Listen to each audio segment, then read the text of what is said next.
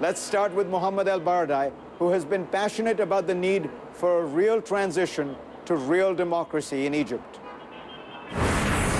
Mohamed ElBaradei, thank you so much for joining us again. Thank you very much for having me, Fareed, here in Cairo. Tell me, the world's attention has moved somewhat away from Egypt after the glory days of the revolution. What do things look like now? It's normal that the world moves on. There are always something new. But things are not the best right now, Fareed. I mean, the security situation, law and order is not in the best shape. People do not feel secure. They are buying guns and, to protect themselves.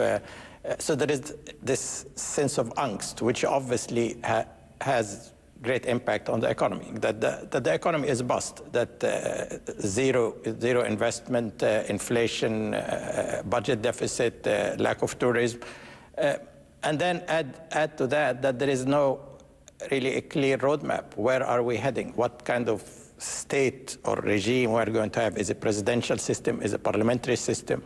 When are we going to have a new constitution? When is a parliamentary election? When is a presidential election? So it's a total opaque situation coupled with economic deterioration.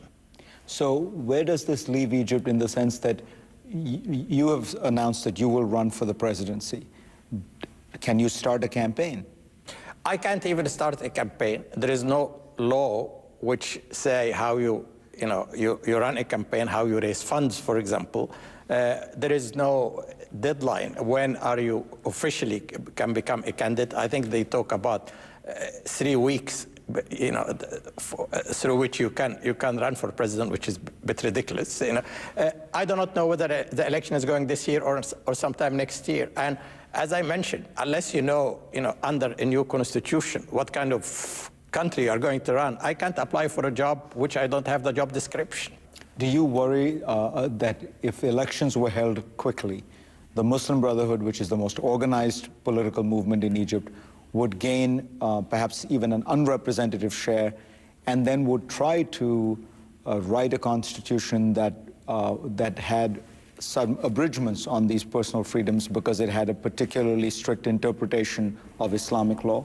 I do worry a lot. And you see, to have election as envisaged in 3 months' time, when the new parties, the parties of the youth who just triggered the revolution, are just about in the making right now, to give them 3 months to compete against the Muslim Brotherhood, who have been in place for 80 years, will probably lead to a fair and free election, but not representative election. And having an election in 3 months would lead to a parliament that is not representative of the different, hues of the Egyptian society, and that will not really be the kind of Egypt people trigger the revolution to achieve. Should the United States be playing a more active role in helping Egypt at this point, or would that be interference? Well, it depends what you talk about. I mean, Egypt needs economic assistance. I mean, need advice on how to, again, economically, we have 5 million people who are unemployed. There will be 7.5, I think, in 6 months. People are afraid that we will have another revolution, which is revolt of the poor. I mean, that beautiful revolution was the revolt for human dignity, freedom, and other. So we need a quick infusion of money. The US also and others can show their models of how you build up a full-fledged democracy. That as in everywhere, you build a national consensus. You try to ensure that there is a majority rule, but also a clear protection of the minority rules. We have now, as you know, quite a lot of violence between Christians and Muslims, which something should not happen, but it's a result of many factors, 60 years of repression and total chaos. People now, after the revolution, think revolution means chaos. Right now, socially, we are disintegrating, economically we are not in the best shape, and politically it's like a black hole. We do not know where we are heading. Are you hopeful still that Egypt's revolution will be successful and that it will be a model for the Arab world?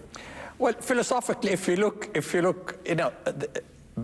to other revolutions, there is always bumps in the road. I believe, and I would like to believe, that we will go in the right direction. But we'll have to do a lot of work to make sure that we learn from other revolution, we learn from our own mistake.